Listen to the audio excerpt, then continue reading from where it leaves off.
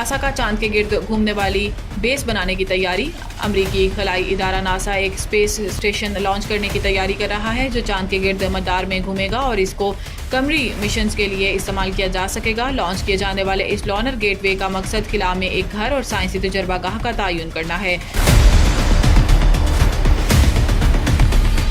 जो कि चांद का सफर करने वाले खिलावर्दों के लिए बतौर बेस काम आएगा। नासा का कहना है कि ये स्पेस स्टेशन चांद पर पहला मुस्तकिल इंफ्रास्ट्रक्चर होगा जिसको इंसान को दोबारा चांद पर भेजने के लिए शुरू किए जाने वाले मिशन आर्टेमिस के लिए अहम हिस्से के तौर पर डिज़ाइन किया गया है। माजी में अपोलो मिशन की मदद से नासा ने खिलावरों को बराह रास्त चांद पर उतार दिया था, लेकिन इस मुतालिक नासा का कहना है कि चांद के गिर्द गेट की मौजूदगी खिलावर्दों को चांद पर लंबे अरसे तक चांद पर रुकने में मदद देगी। इस लॉनर गेटवे का साइज बैनुल अक़वामी खिलाई स्टेशन का तकरीबन 20% होगा और चांद के गिर्द 2 मील फी सेकंड की रफ्तार से सफ़र कर सकेगा।